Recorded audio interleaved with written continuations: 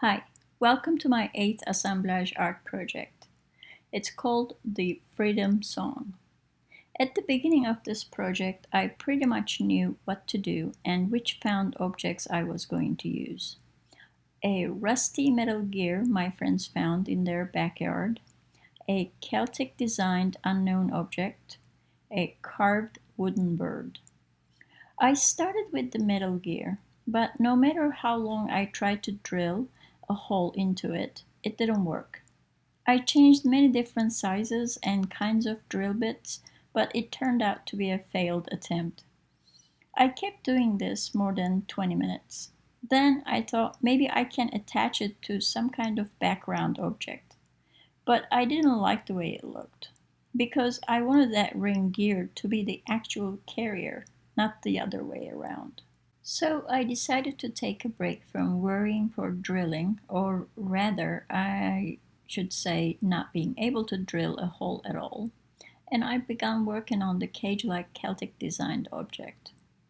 I used a thin circle plate that was a leftover from our balcony construction. After cutting it smaller, I used my Dremel set to soften the sharp edges. Then I used a small lid-looking object on top of the Celtic cage, because the opening on top was too wide for me to be able to use a metal wire and hang it. This metal cap with a tiny hole in the center of it will work perfectly. After putting a knot and passing the wire through the hole, I used a E6000 glue to glue the circle plate under the Celtic piece. Now it really looks like a cage. After I was done with it, I went back to my rusty gear dilemma.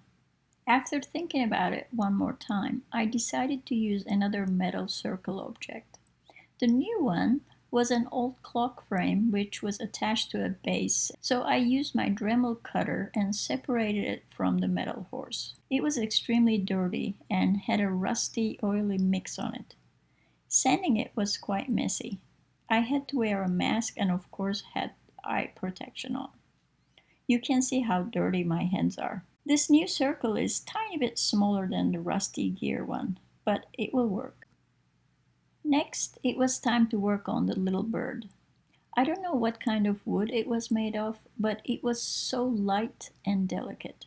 So delicate that after drilling a second hole on the metal circle, I used a tiny nail to attach the bird on the circle.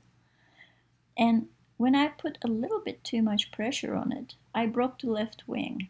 Just imagine how panicked I was, because the whole thing was about this little bird.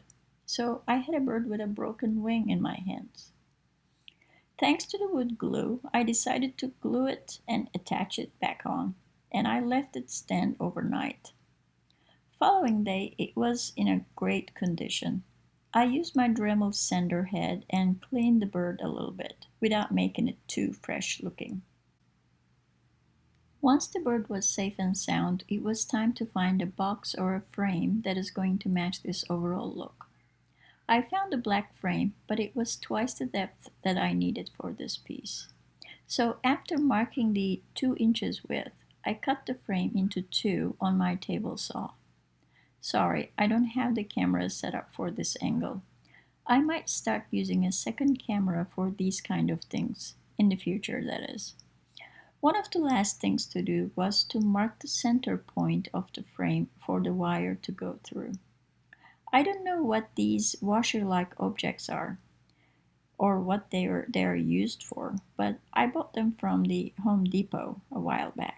The 2 of them worked perfectly to secure the knot and then cover the knot for a tidier look. So here it is, a little bird singing his or her freedom song. I dedicate this to all the little birds out there kept in cages. I hope someday you can forgive us for putting you in those fancy and well taken care of cages. And I hope someday soon you too can sing your freedom song like this little bird does. Thank you for watching.